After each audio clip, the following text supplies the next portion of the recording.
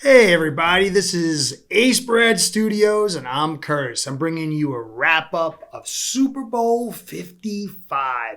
What an amazing letdown that game was. Can you believe the meltdown of the Kansas City Chiefs?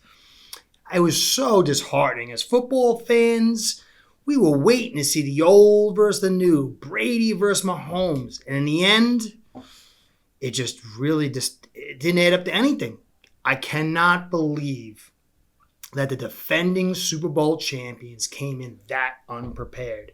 I mean, a lot of people are going to blame Mahomes. There was a little bit in there, but the guy had a bum toe and he wasn't protected. Andy Reid, Eric Bieniemy had one of the worst game plans I'd ever seen. It was terrible. Eric Fisher, one of the best left tackles, got knocked out in the conference game against the Bills. So what do? They're playing a Tampa 2 defense, two safeties over the top all game long. You know to run in zone. You don't even run the football. I think for the first half of the game, Mahomes was the leading runner.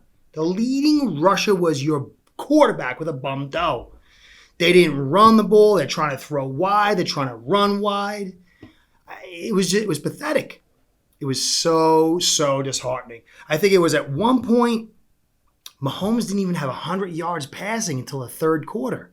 I think his first 40 plays, the statistic was he was pressured 22 or 23 times, hurried 8 times, and sacked twice.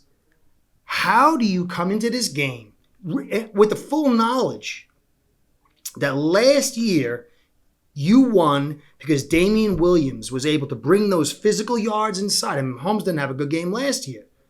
But that running presence, the ability to keep the defense guessing, allow Kansas City to get to that opportunity to win a game. How come it took you to the third quarter to start running the football? But, that's the way it is. I mean, but it didn't have to be that way. When you go back and you look at the game, it's a blowout or whatever. But Kansas City had so many opportunities to flip the script. Now, I'm going to take my notes. Take a look at this. We're going to take a look at these plays too. They stop the Bucs. Their first drive, Mahomes misses Hardman. He's wide open, ball sails wide. That's one opportunity. Their second drive, Hill, who in their first game, the first matchup between the Bucs and the Kansas City, tallied up almost 200 yards rushing and 3 touchdowns. Ball hits him in the face, he drops it. And then on a 3rd and 4, they run a screen. That was the third drive. The fourth drive, or the fifth drive, Kelsey drops the ball on a 3rd and 8. That's after you stop them on a 4th and 1. These are critical plays. And then the worst is offsides. How does the defending champion go offsides on a field goal, which goes from 3 points to 7? So, you have to give the Bucs all the credit in the world. Arians is a very underappreciated coach. I've always loved him. I thought he was great with the Cardinals. I thought he could have done so much more. He overcoached that team. So, but all year long he was being said to, rubbing Brady the wrong way. He's not a good coach. It's going to be a disaster. And even Brady, it was back and forth. This team's not going anywhere. So you got to give the Bucs credit. They came in with an excellent game plan.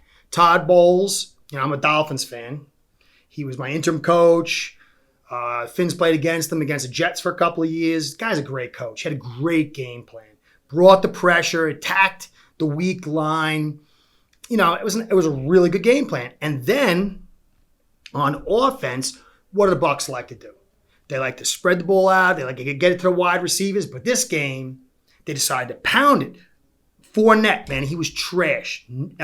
Jags got rid of him. He was a bum. He was a bust, whatever. He came in, brought the physical yards, had almost 100 yards rushing on a day. At one point, he had 4 catches for almost 46 yards. So they loaded up on the run game, putting the ball to the running backs, hitting the tight ends. They had an excellent game plan and deserved to win. But Andy Reid, Eric Bieniemy, not so much. And then, you add in all these pass interference calls, all these penalties. It was early in the third quarter when I stopped counting the penalties. They had 8 penalties. How does a team that's a Super Bowl champion coming into their back-to-back Super Bowl come in this unprepared? But again, it's a mixed bag, but mostly this is about Kansas City dropping the ball. But, you got to give them credit. It's so hard just to even make the playoffs after you've won a championship. So that, getting back to this Super Bowl, even though it was a letdown, you really, tip your hats off to Kansas City fans. Very fine run here. I mean, maybe they'll come back next year. I mean, Mahomes, I really don't want to put too much pressure, but the guy's running around. It was like something like they didn't even have a game plan. I mean, where were the slants? Where was the short game? Where was he attacking the inside of that zone? I mean, they were playing cover 2 all day. But so I really can't blame Mahomes. I can't really blame him. Really got to go back to Andy Reid. Andy Reid's history of finesse football has come back to bite him again.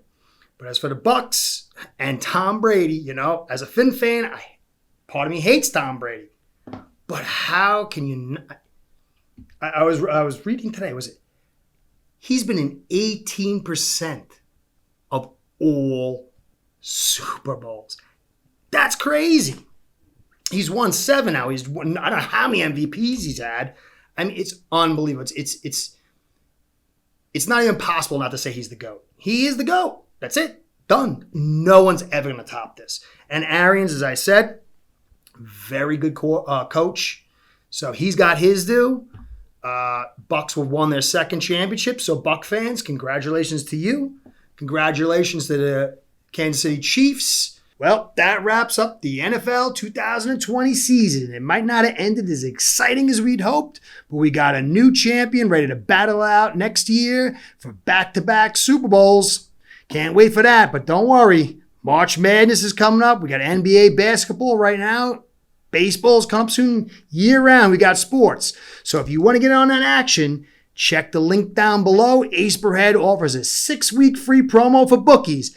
And don't forget, like, comment, and subscribe.